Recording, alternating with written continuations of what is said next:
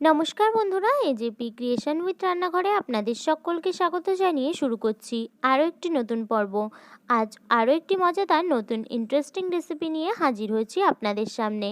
আজ আমি বানাবো ডাব চিংড়ির রেসিপি। চলুন তাহলে আর বেশি দেরি না করে রেসিপিটি শুরু করা যাক। আর রেসিপিটি শুরু করার আগে প্রত্যেকবারের মতো আপনাদের কাছে একটাই অনুরোধ, ভিডিওটা প্রথম থেকে একটু স্কিপ না করে শেষ পর্যন্ত দেখতে থাকুন এবং রেসিপিটি ভালো লাগলে অবশ্যই একটা লাইক করে চ্যানেলটিকে সাবস্ক্রাইব করার অনুরোধ রইল। ডাব চিংড়ি রেসিপিটি বানানোর জন্য আমি এখানে কিছু চিংড়ি মাছ নিয়ে নিয়েছি। চিংড়ি মাছগুলোর মাথা আর লেজা কেটে বাদ দিয়ে দিয়েছি, আর মাঝখানের অংশটা নিয়ে নিয়েছি, আমি খোলা ছাড়িয়ে নিইনি। রেসিপিটি বানানোর জন্য এখানে কিছু সাদা সর্ষে ভিজিয়ে রেখেছিলাম, সেই সাদা সর্ষের মধ্যে একটু পোস্ত দিয়ে দেব,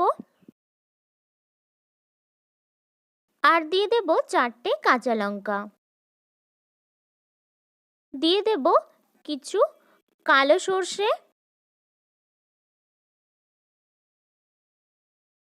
আর সবশেষে দিয়ে দিচ্ছি কিছু নারকেল কোড়া। আর এগুলোকে পেস্ট বানিয়ে নেওয়ার জন্য দিয়ে দিচ্ছি পরিমাণ মতো কিছুটা জল। ডাব চিংড়ি রেসিপিটি বানানোর জন্য এখানে প্রয়োজন আমাদের নারকেলের দুধ, তাই জন্য এখানে নারকেল কুড়িয়ে নিয়েছি। সেই নারকেল কোড়ানোটাকে এইভাবে একটা সাদা কাপড়ের উপর দিয়ে দিচ্ছি, দিয়ে নারকেলের দুধটা কিন্তু বার করে নিতে হবে।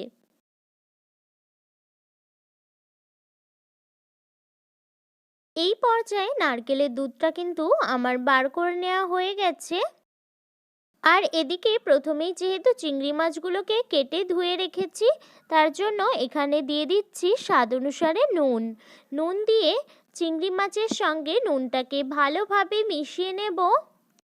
নুনটা মিশিয়ে কিছু সময় রেখে দেব। এদিকেও কিন্তু মশলার পেস্টটা আমার রেডি হয়ে গেছে। আর এখানে নিয়ে নিয়েছি একটু নরম নারকেল। এই নারকেলটা মিক্সির মধ্যে দিয়ে পেস্ট বানিয়ে নেব। আমি এখানে দুটো মিডিয়াম সাইজের পেঁয়াজকে কুচি করে কেটে রেখেছি। এই পেঁয়াজটাকে প্রথমে আমি সিদ্ধ করে নেব। পেঁয়াজটাকে সিদ্ধ করে নেওয়ার জন্য এখানে কড়াইতে জল গরম হতে বসিয়ে দিয়েছিলাম। এই পর্যায়ে কিন্তু জলটা গরম হয়ে গেছে, আমি এবার পেঁয়াজ কুচিগুলো দিয়ে দেব।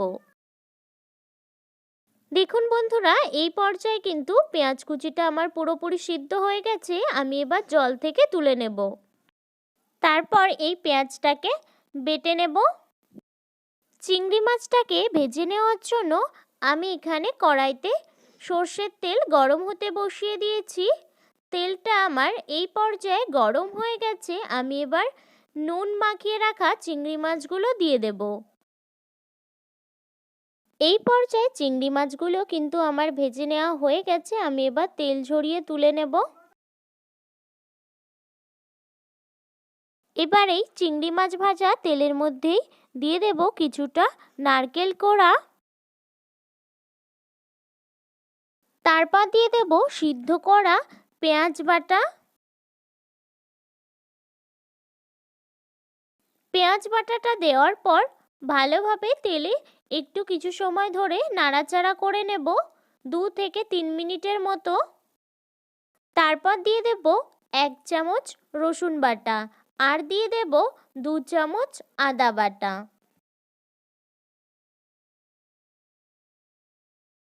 আদা রসুনের কাঁচা গন্ধটা চলে যাওয়া পর্যন্ত কষিয়ে নেব। কষিয়ে নেওয়া হয়ে গেলে তারপর সেই বাটা মশলাটা দিয়ে দেব। তারপর দিয়ে দিচ্ছি স্বাদ অনুসারে নুন। সমস্ত মশলাটা ভালোভাবে কষিয়ে নেওয়া হয়ে গেলে দিয়ে দেব পরিমাণ মতো জল।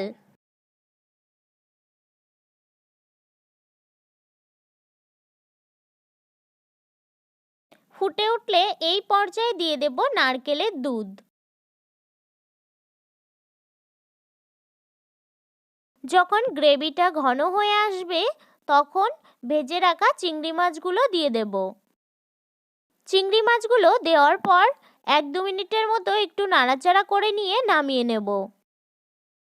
আমি এখানে আগে থেকেই ডাব কেটে ডাবের জলগুলোকে বার করে নিয়েছিলাম।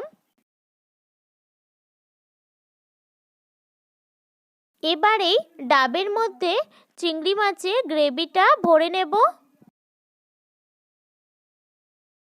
2-3 চামচের মতো গ্রেভি দেওয়া হয়ে গেলে তারপর যে নারকেলের পেস্টটা বানিয়ে রেখেছিলাম সেটা দিয়ে দেব 1 চামচ।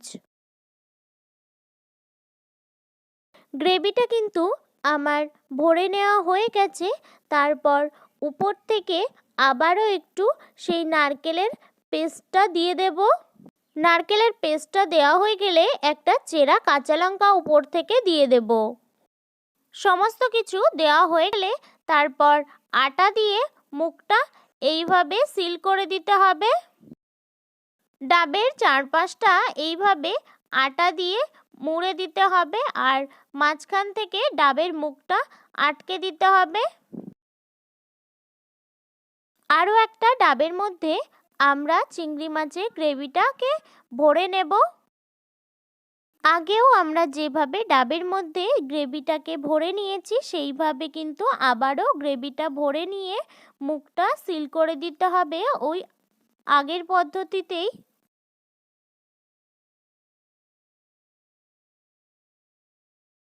দুটো ডাবের মুখই আমার আটকে নেওয়া হয়ে গেছে। যেহেতু আমার উনুনের এখানে তার বা জালি নেই, তার জন্য আমি এখানে গ্যাসের উপরেই মিডিয়াম ফ্লেমে দিয়ে গ্যাসটাকে ডাব দুটোকে বসিয়ে দিচ্ছি 30 মিনিটের জন্য।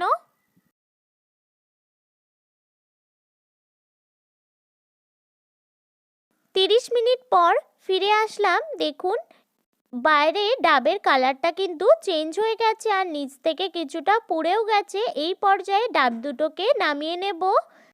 এই পর্যায়ে আমি ডাব দুটোকে নামিয়ে ঠান্ডা হতে রেখে দিয়েছিলাম কিছু সময়। আমার ঠান্ডা হয়ে গেছে। এবার ডাবের মুখটা সিল খুলে দিচ্ছি। এই পর্যায়ে ডাব চিংড়ির রেসিপিটা আমার রেডি হয়ে গেছে। এই ডাব চিংড়ি রেসিপিটা খেতে কিন্তু অসম্ভব সুন্দর হয়। আপনারা না খেলে বুঝতে পারবেন না। বাড়িতে একবার হলেও এই ডাব চিংড়ি রেসিপিটা অবশ্যই বানিয়ে খান এবং আমাকে কমেন্টে জানান আপনাদের এই রেসিপিটি কেমন লেগেছে। আমার এই ডাব চিংড়ি রেসিপিটি যদি আপনাদের ভালো লেগে থাকে তাহলে অবশ্যই একটা লাইক করে দেবেন এবং বেশি বেশি করে শেয়ার করে আমার পাশে থাকবেন, আমাকে আরও উৎসাহিত করবেন। আর আপনি যদি আমার চ্যানেলে নতুন বন্ধু হয়ে থাকেন এবং আরও নিত্য নতুন ইন্টারেস্টিং মজাদার রেসিপির আপডেট পেতে চান তাহলে প্লিজ আমার চ্যানেলটিকে সাবস্ক্রাইব করে পাশে থাকা বেল আইকনটি প্রেস করে অল নোটিফিকেশান অন করে রাখবেন যাতে সমস্ত ভিডিওর আপডেট আপনি ঠিক সময়ে পেয়ে যান। আজ এই রেসিপিটি এই পর্যন্তই। আরও একটি মজাদার নতুন কোনো ইন্টারেস্টিং রেসিপি নিয়ে আপনাদের সাথে দেখা হবে আরও একটি নতুন পর্বে।